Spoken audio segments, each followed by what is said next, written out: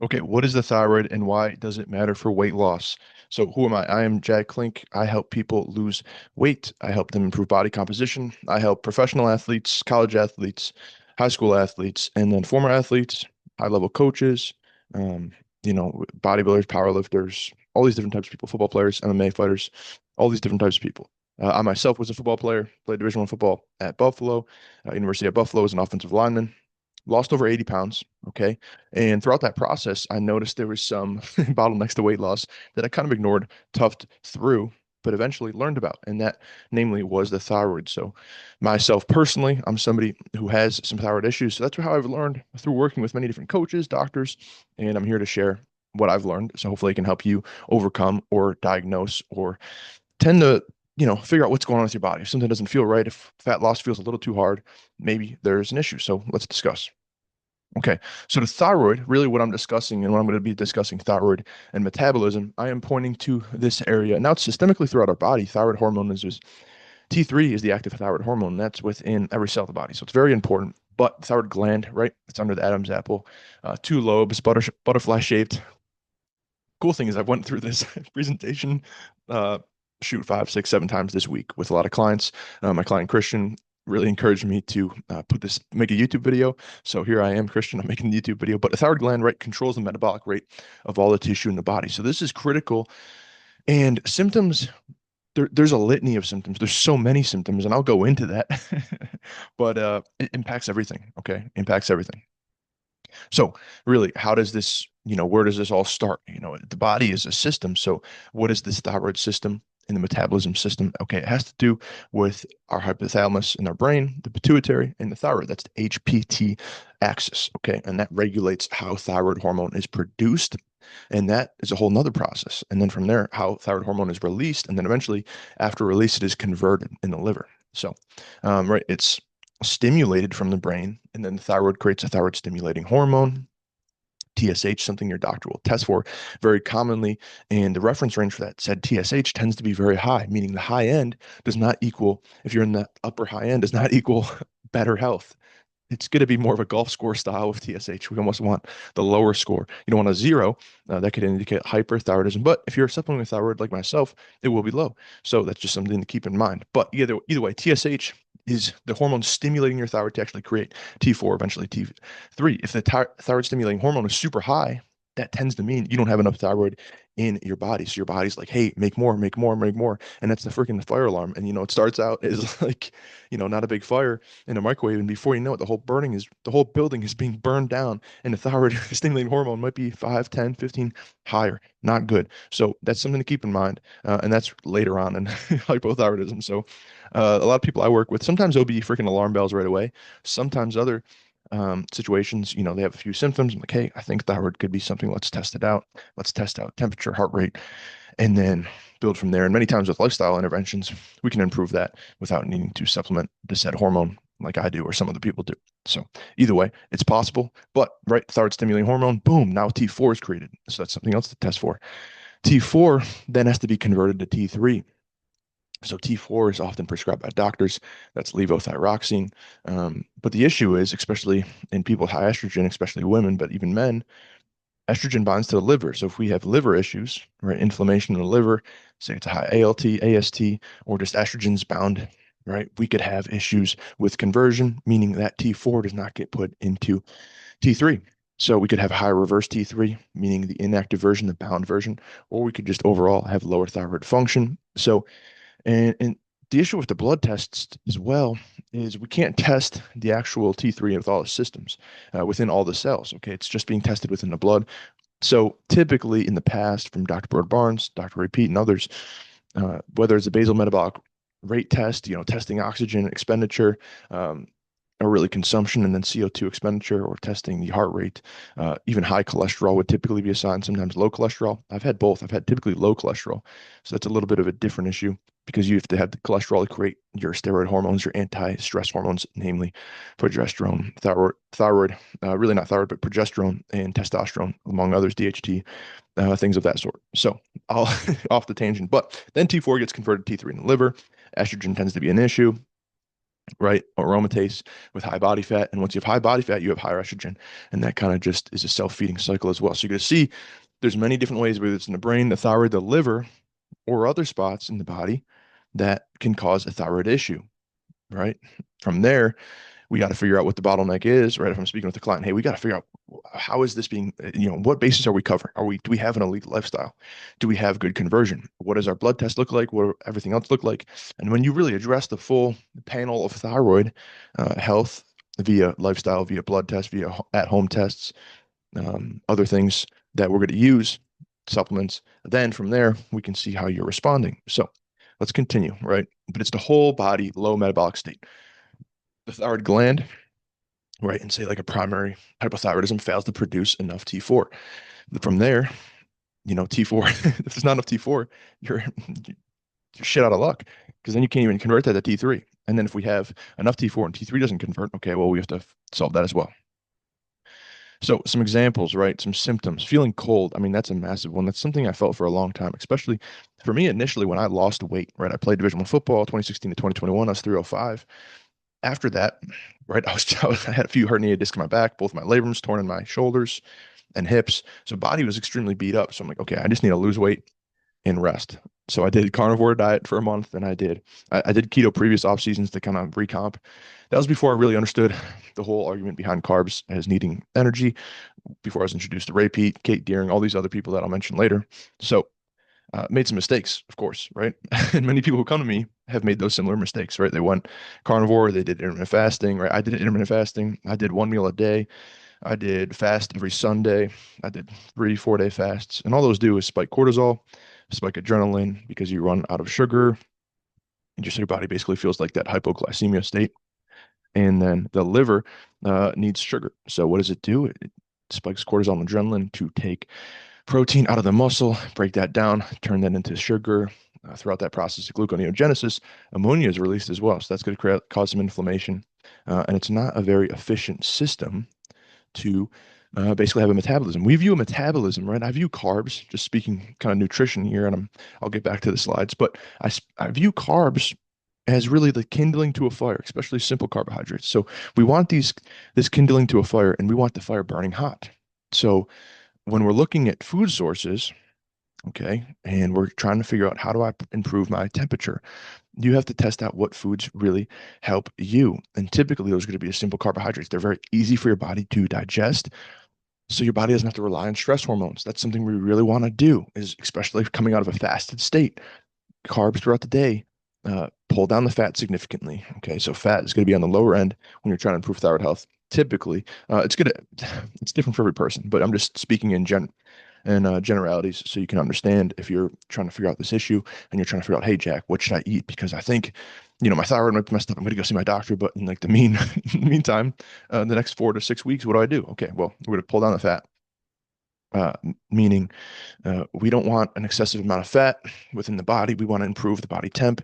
Carbohydrates can get converted to ATP faster. So and it's the lower likelihood, especially through fruit and sucrose, lower likelihood of storing that as fat. So we want to increase simple carbohydrates, pull down your fat percentages, and then protein have a moderate amount, maybe at your goal weight of protein. So if you're 200 and you want to be 160, eat 160 grams of protein, you're good to go. And varied protein sources as well. Those can impact metabolism. So having high amino acids that are inflammatory, methionine, tryptophan, um, other things like that, those can cause some issues if you're only eating muscle meat. So having liver, having oysters, having shellfish, having collagen, gelatin, all those things will be helpful for sure. But like I said, low thyroid symptoms, we're feeling cold, low body temp for sure. Okay. And reduce sweating. I remember when I was losing weight, I was wearing a winter hat all the time. I could barely sweat, and cholesterol was kind of off for me. It was high in the past, and then it was low. If it's high, they're going to tell you to eat PUFAs. I remember I went to a cardiologist, and he's like, "Hey, you got to eat some more fish. Reduce your saturated fat."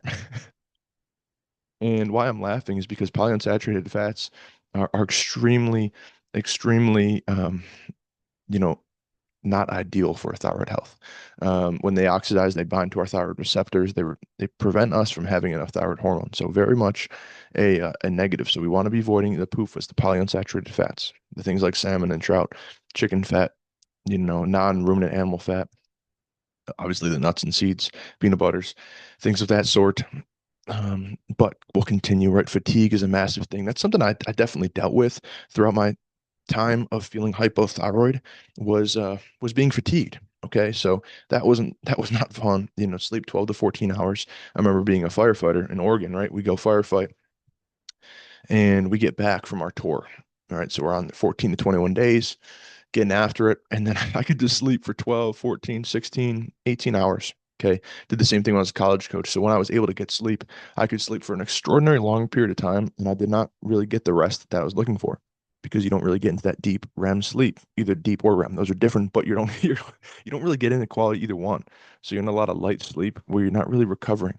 Of course, hair loss is going to be impacted, weight gain because your body is burning at lower temperature, is being less efficient with fuel. Okay, it is not using preferential fuel sources. We're going to obviously have a decreased libido. Typically, I mean, thyroid has multiple different vectors where it's going to impact libido. It's going to impact the Leydig cells, which are in the testes to help create testosterone. So that's going to have a direct impact on testosterone. Obviously, testosterone is give you that aggressive feeling, that male dominant feeling that we want and look for as men. Aside from that, when you're in a stress state, your body is not thinking about reproduction or digestion for that matter. So if you're constantly like, oh, your body, right, doesn't understand this is what Hans Selye talks about, guy's book back there, in the stress of life. But the body doesn't really understand the difference between if you are getting chased by a lion or if you are, I mean, maybe the stress is a little higher being chased by a lion, but it doesn't know, or if you're super stressed about something else in life. And maybe that's something that you can address, and maybe that's something that you can't.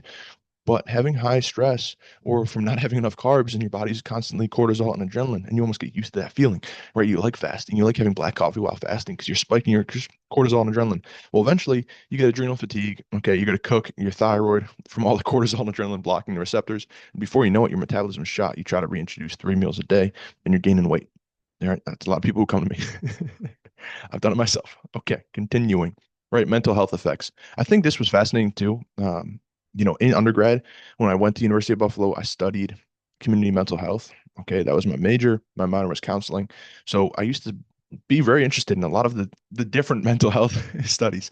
Right, I was always be interested. Okay, there'd be a lot of studies on psilocybin, mushrooms. There'd be a lot of studies on cannabis, and then you look at thyroid, and that's another one where has and levothyroxine. This is the T4 I was talking about is being used for treatment-resistant depression, right? Bipolar disease. A lot of these mental health, and Broad Barnes talks about this as well.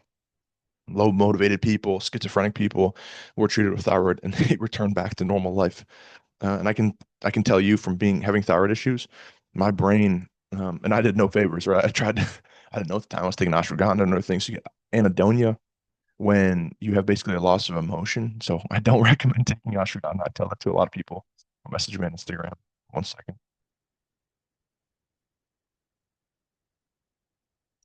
Okay. I hope this is making sense so far. If not, or you have a question, I encourage you to write them down or put them in the comments as well. Happy to respond to those and add some more nuance in future videos. But let's continue, right? So low thyroid means you have low energy in the brain, right? The brain needs ATP. The brain needs to run off carbohydrates. It needs probably at least 150 carbs a day. Because it ran off fat, we would die. Our brain's kind of made of fat, so we can't use that as a fuel source. So thyroid hormone has been used to treat treatment-resistant depression, right? I was somebody in the past who had like depressive symptoms, right? And that was a symptom of thyroid issues, is I feel just low energy state, right? You feel kind of gloomy. You don't know why. You're trying to pray. You're trying to, train, do all the things that without taking medication to feel better. And then once the thyroid comes into play, I remember and I've told this to like so many people this week, even because I'm explaining them what it feels like to be on thyroid hormone. And I remember taking my first walk, and it was the fall, and there's still leaves. And I remember just seeing the trees, and I was like, "Holy cow!" Like the tree, these leaves are beautiful. You can see like the texture between them, and it's tough to describe, but it's beautiful. And that's really how we should feel, that abundance of love and energy. And when we don't feel that way, of course, you're gonna feel depressed. You're gonna not be very happy with what's going on in life. So, um, and I can totally relate to that too. If you're watching this and you're trying to figure out why the hell do I not feel the way I want to feel, definitely felt that way last year, right? I started as a coach kind of last May, right? So I was working with people previously for a few years. I've been studying this stuff since I was very young. So I was always interested in nutrition and training. Been have a million books on it of just stuff I've read, different programs, different coaches. I just found it fascinating. It's really cool. Um, and then after helping people last May, grew the business, was working with a ton of people, and eventually kind of burnt out in a sense of I had a lot of thyroid issues. I wasn't taking the medicine, even though I was diagnosed as Hashimoto's in 2024. I didn't start taking the medicine. Um, Maybe I took it for like a week or two, and I was like, I'm good. And eventually, it caught up to me, and I was like, I'm not good. I moved to Florida to try to feel better and just recover, but eventually, just felt so sick. I had actually moved back to New York. I had to have help driving because I had such low energy. I couldn't train for a few months, and I could barely take walks, and it was extremely hard. And I could see how somebody would feel depressed. Luckily, I kind of went through other things previously, where mentally I knew I was going to be good. I had faith. I mean, many times I remember thinking, I don't know how I'm going to make it out of this.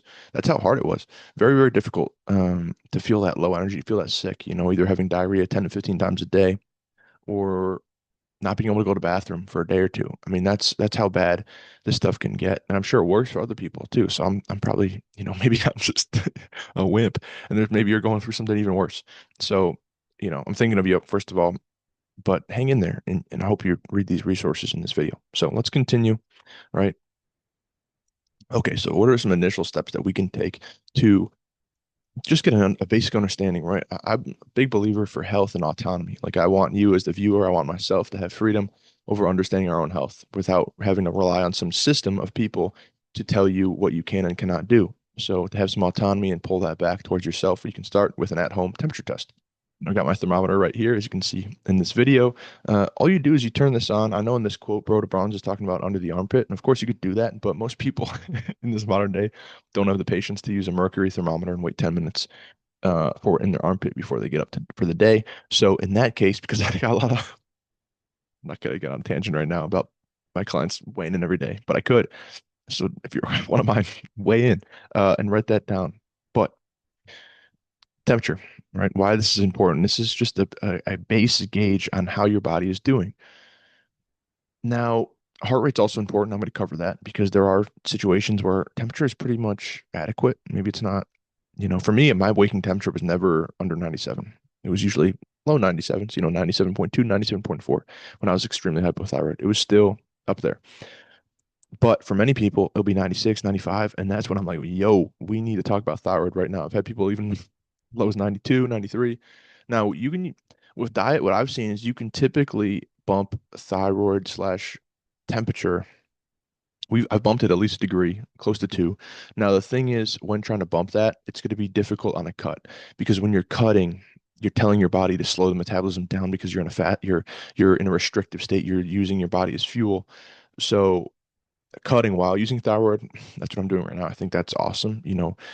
I was eating 6,000 calories a day, and now I'm eating 4,000 on a training day, and I am like hungry, or I can not even hungry, but I can just feel my body is changing quick because I was eating so much. My metabolism was maintaining eating that much food, over 5,000. So now at four, I'm in a deficit, and that's awesome. But thyroid can help with that because if not, what I'll notice with people is if we pull in a deficit too quickly, the temperature will be reduced. So if you're looking to lose fat and you're suspicious of a thyroid issue, you might want to cover thyroid first. So for me, throughout this year, I maintained basically at 225 to 230, and eventually 228 to 232, and then throughout the you know Thanksgiving, Christmas, I kind of hit a bulk when I got on thyroid and I increased my dose. I basically increased my food and was accepted. Look, I'm gonna have a little bit of fluff on me, but it's going to be worth it because I can increase my BMR so much that now that I'm reducing food, weight's coming off pretty quickly and I still get to eat a lot. 4,000 feels like a huge deficit to me, which is crazy. So that's good. That's what we want. And clients who have a quality thyroid, I can tell the difference. Okay. So like an example would be my client, Dennis. He's a bodybuilder.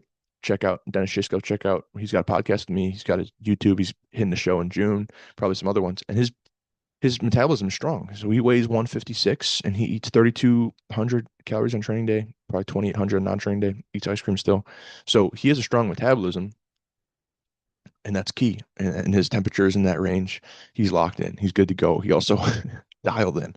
But for people who have low thyroid, right, they're 95, 96, there's some things we're going to definitely want to do. And I'll have to cover that in the future.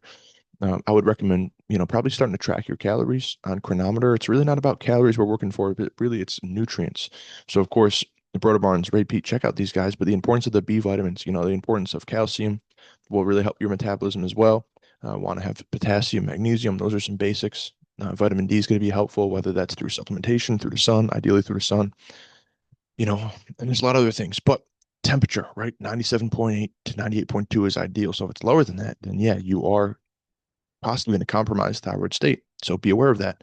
What you can do after testing this temperature in the morning is then have your first meal and then test your temperature after that. And what that's going to do, and shout out to Kate Deering, who's my coach, and she's helped me with this. The temperature decreases after that meal. What's likely is that you actually, and this happened to me initially before starting cyperheptadine and other things to help, was that you're actually you wake up in a stress state. So you wake up, you're fucking stressed out, and your body's stressed out at least probably because you're in hypoglycemia. Middle of the night, you got cortisol and adrenaline spike. You don't have enough carbs before bed, and before you know it, boom, you wake up in the morning. Your stress hormones, you eat, and you're sleepy. Um, and maybe your temperature went from 97.4 to 96.9, and that means now your adrenaline and cortisol don't have to be spiked because your liver has enough glycogen. The release of the cortisol and adrenaline is stopped. But now that means there's an underlying issue of stress in the evening. Once again, another bottleneck to address. So there's many different things and why, but I have all my clients test their thermometer, or their temperature, using the thermometer every day, every morning. I like to test that out. And if there's an issue, I'm typically going to say, hey, we need to hop on a call and I need to explain what the hell's going on. And I give them this presentation. So hopefully this presentation helps for you watching. Okay, continuing on. I could talk forever about this stuff. Um, okay, right. That's really what I do is I have experienced problems. I have solved those problems, and now I'm sharing how to solve those problems or who to listen to solve those problems because the common solutions to these problems aren't really talked about, and these problems in general are mainly ignored. Thyroid issues have been widely ignored. Metabolism talk is starting to gain a little bit of traction, kind of in some niche Twitter spheres, via Ray Pete and other pro-metabolic people. So, which is good. Okay. Another thing, how can we test at home, right? Autonomy, like I talked about, at home heart rate test. And this is for me where it became clear that my thyroid was low. Why? Well, I use this pulse oximeter here. And I think even before then, I would have my Garmin on. So that's two examples. Took a picture earlier today. But that's two examples of wired headphones, as you see, no EMFs in the brain. But two examples as how you can take your heart rate and why that's important. Okay. And for me, like I mentioned, my temperature was not in some critically low area. It was still in the low 97s. Not great, but the alarm bells weren't really ringing. Heart rate, the alarm bells were freaking ringing crazy because my heart rate was typically in the morning. Get this, when I woke up 27 to 32. That was like my average, 27 to 33. Crazy. I'd be like 28 and I'd look at my thing like, what the heck? And I like just felt so low energy. And this longevity research crowd talks about low heart rate, all this stuff. You know who's also part of like this? The longevity crowd is freaking Rockefeller, and you don't want to be. What's the difference, health span or lifespan? I think that's a great argument to talk about too. I believe more in health span than lifespan. Obviously, lifespan, if you're healthy, your lifespan should extend rather than focusing on lifespan. Spam all these, have low heart rate, feel cold and frail and really skinny, but live a long time. Why not live healthy? And if you live healthy and have great health, you should live a long time rather than trying to overregulate and be a cold, decrepit Brian Johnson body. So I don't recommend that. Aiming heart rate is going to be 75 to 90 beats per minute, aka 27 to 32. I have people over 300 pounds and they have like a heart rate it's like 44, 45. And they're like, yeah, my doctor said it was good. I'm like, yeah, mine too. My doctor was wrong. So once again, this is entertainment purposes. I'm not a doctor, but for entertainment purposes, yeah, be careful of who your doctor is. Remember what they did a few years ago. Remember what they mandated you to do, and then look into, you know, um, what all the spike proteins do. Example A. Okay, so continuing, right? I'll go on tangents all day. If heart rate drops similar to temperature after breakfast, right, you are likely using stress. You likely didn't have enough cortisol or enough glycogen in, in your liver, okay, and then you're going to be releasing the cortisol and adrenaline for energy to break down the protein to then use that. So we'd rather just use quality energy, right? Start the fire with kindling rather than toss on a wet ass log. That is what we're looking to do. Because if we toss on a wet ass log, what do you have to do? Just add more and more gasoline. And the gasoline is cortisol and adrenaline. So we'd rather just have kindling, need a little match or a little flint, and the fire is good on its own. Okay. Blood test. There can be issues with blood tests too. I mentioned this earlier, but this is just something to keep in mind. The blood test really changed the whole game. So back into the 40s and 50s, they introduced blood tests for thyroid, and the issue with that is they kind of changed the standards because before 40 to 50% of the population had hypothyroidism, were taking either a few grains of thyroid, had it within food, of course, before that was banned, which is why soups especially in the wintertime were super helpful, especially in the northern areas of the world, because they had thyroid gland actually in the soup, whether it's chicken, whether it's beef, things of that sort. So measuring the thyroid in the blood is not indicative of what is happening within all the cells of the body. So just understand that, okay? From there, right? Ray Peat, Generative Energy, that's a great book I've got right next to me as well. I would highly recommend reading that. He's going to go into detail on a lot more of the thyroid.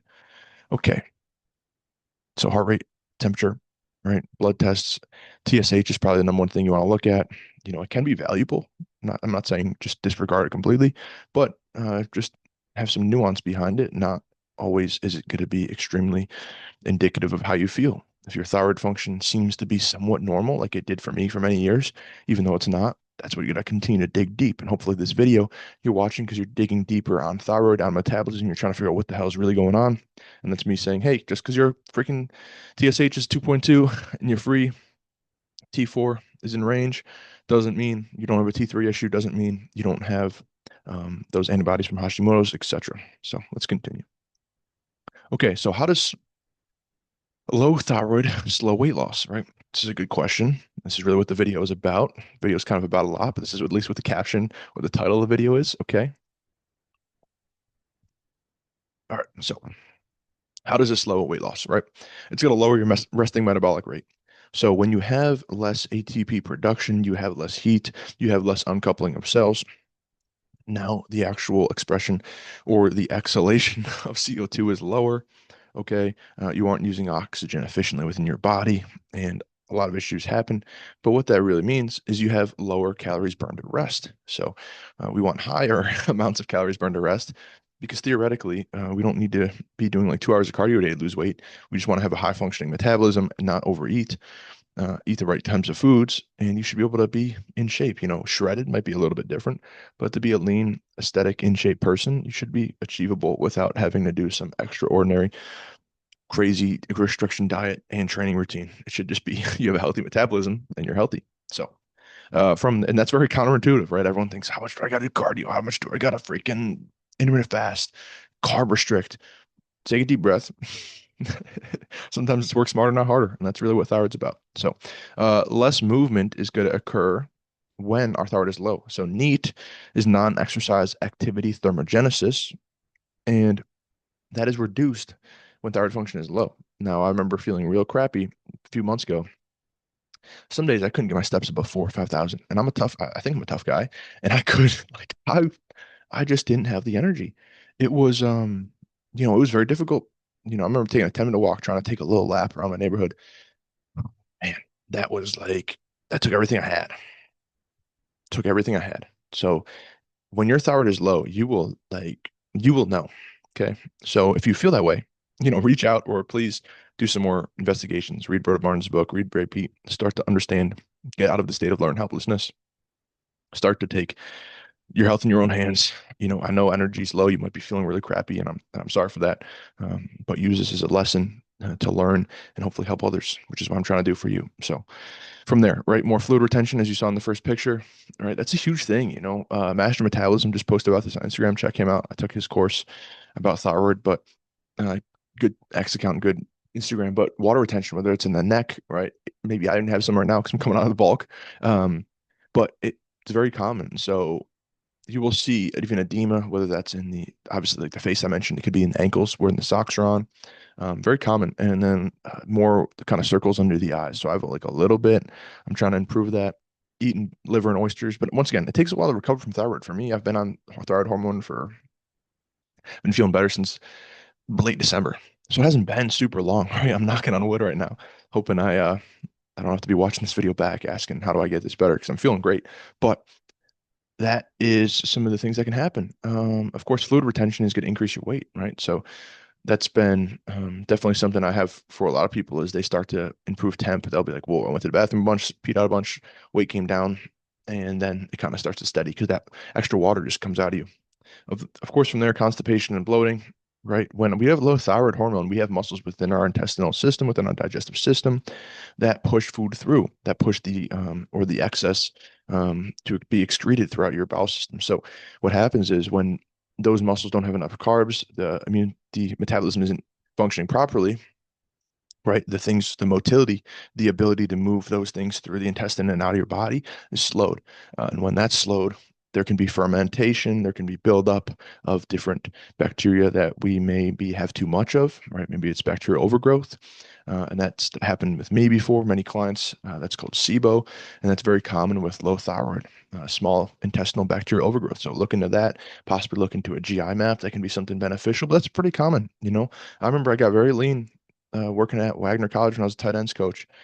Got down to probably 216, 217, and I still like just was my low from my belly button. I felt like something was like coming out of my belly button. Like I was really bloated and it was very uncomfortable. As you can see my face, like I just remember calling it and it was not comfortable. And now a little bit bigger, cutting down, but I can feel like digestion feels a lot better. It's still coming back, you know, it's still not perfect for sure. But that's why I like to help people with digestion because I can relate to that extremely uncomfortable, unpleasant feeling. I've gotten colonoscopies, I've gotten a bunch of bowel tests, endoscopies, all that stuff. So constipation, definitely, and bloating, definitely a big sign of thyroid. That's typically something I see pretty like if there's constipation and bloating, I know thyroid's a little bit low. It's almost they work very much together. Temperature might be 96.9, 97.1, a little bit bloated, tougher to lose weight, tried to restrict food, maybe carbs, thyroid. Or liver. Really, right. It's a metabolic issue. So once again, there's many different bottlenecks, and that's when working right with a coach or somebody who's knowledgeable or looking into this heavily, you'll then be able to try to address each bottleneck one at a time or test for those, etc. Right, poor hormone signaling. So you're going to have right increased cortisol and adrenaline. Those are antagonists to not only thyroid hormone but testosterone. So you're going to have less of that libido, less of that freaking gains, less sleep. And when you have less quality sleep, right, we have less growth hormone. That's the whole purpose of a lot of these GH growth hormone secretagogues, you know, whether it's ipamorelin, tesamorelin, sermorelin, CJC, all these peptides are to increase your growth hormone pathways to the release of that. And that happens in the evening during sleep. So if thyroid hormone is low, growth hormone and testosterone are affected, and then your physique is affected from there. So if you're a looks maxer, thyroid is important for you. Okay. Another thing to consider, and this is why many people I do believe have thyroid issues that I've worked with, is because many people, including myself, have had some crash or restrictive diets. So whether that's crashing down, I've worked with people who lost through 40, 50 pounds. And these are some of my older clients who tried kind of different like diet protocols where it's very restrictive. There's no exercise. Maybe you're eating less than 1,000 calories for 6 to 8 weeks and you lose a bunch of weight, but you kind of look like you just went through some like cancer therapy or something where you just were completely, um, just restricted with food too much. So we don't want to do that because your body goes into a stress state. And what happens from there is your thyroid gets reduced, right? Your thyroid hormone, your TSH, your conversion, everything, your body just basically thinks we might die. So we can't burn. If we burn too hot, we're going to burn everything we got. We're going to burn and then we're cooked. So slows down production, of course, because a lot of cortisol and adrenaline. And then, of course, leptin's also impacted. And leptin's something that is very important. It's impacted through sleep. It's impacted through diet. And leptin is your ability to feel full, which is important. So a lot of times when I help people, right, we want to eat a lot of food, right? The right amounts of food, the right qualities of food, but eating a lot of fruit, right? Eating a lot of quality, protein, dairy, or moderate amounts, right? You don't have to have a ton, but having enough where you're not starving yourself, it's really important. So we'll continue on from there. But, right, crash dieting, if you've done a crash diet before, it definitely could impact your thyroid production. Uh, and that's something that GLPs are having issues with. So when somebody uses a GLP, when they get off of a GLP, right, they typically gain their weight back. I'm pretty sure I saw 4 times faster than without a GLP. Meaning, right, when you're taking a GLP and it's restricting your ability to digest food, right, your gastric emptying slowed, and then you're less hungry, okay, right? Now you're eating less. Now your thyroid and your metabolism isn't fueled as much by carbs. Stress hormones come in and your metabolism slows. So when you get off of that uh, drug, whether that's the Ozempics, the tirzepatides, the retatrutides, the weight gain can come back, or the weight can come back because the metabolism is slowed and you didn't eat a lot. So maybe you're under eating 1,200 calories a day, and then you start eating 2,000 and you gain a bunch of fat back. So that's something to consider. Once again, why I think thyroid could be very helpful for people using GLPs or maybe an adjunct or maybe just a replacement. I would probably say if you have healthy thyroid production, you should be able to have, enough health to know what to eat and not need a drug to cut off your hunger for you to stop eating. I don't know. That's just thoughts here on self-control, I suppose. We'll continue. So key takeaways. Right. Okay. If you're struggling to lose weight or feel any of the symptoms listed in this video, obviously looking at Broda Barnes, Danny Roddy, all these other people who are really helpful, but take the temperature test at home, take the heart rate test, check those out. If those are really low or if those drop after meals, that's something to consider for looking into more thyroid related information, talking to your doctor, sending me a message on what are the next steps, Jack? I'll detail some of that stuff. It has to be more private. Okay. But like I said, right, read Hypothyroidism, the Unsuspected Illness by Broda Barnes. That had a lot of aha moments for me. I'm a big guy in aha moments. I like to see that. I like to feel it, right? So I want to know, oh crap, like that's me. I felt that. So if you're suspicious of having thyroid, I would get that book. It's like 15 bucks on Amazon. Check it out. But I've been in your shoes. I'm rooting for you. I really am. It's not a fun time, and that's why I'm making this video. So I hope you're enjoying it. Continuing on, right? Quality information, right? Hopefully you're watching this and you really feel the thyroid issues. So you have a quality attention span. So these are some people I would recommend you research and really look into. I'm going to continue to talk about this, but who did I learn from and how have I used their knowledge, to really help me?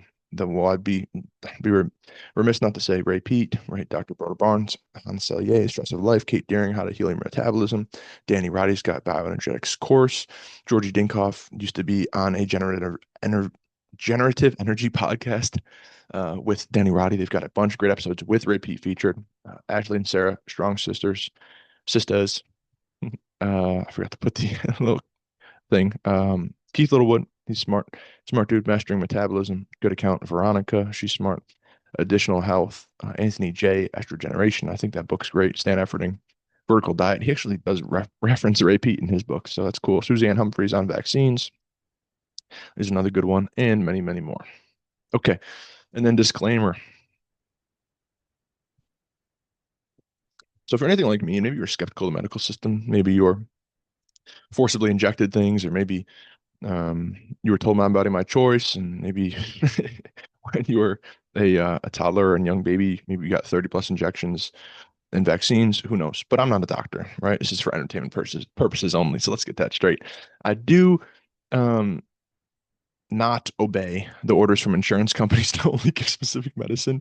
That's a typo, but I do not obey the Rockefeller medical system, right? Look into the Flexner report. I am not paid a commission for the drugs explained in this post. Right, pharma companies paid over 1 billion from 2020 to 2022 to pay scientists who reviewed papers for U.S. medical journals, and that's from Nina, PhD. I do not obey. Oh my gosh, this is freaking double typo. That's okay. Once again, thyroid was in the food supply, livestock glands until it was banned by the USDA in 1988. Livestock thyroid glands this is exactly what it says from the USDA. But that's something interesting as well, right? 1988, they took that. You're not able to actually consume those, put those in food. So that's something to consider as well. But I would look into the Rockefeller, kind of what they did to medicine in the early 1900s. I think that's a really interesting thing to just research.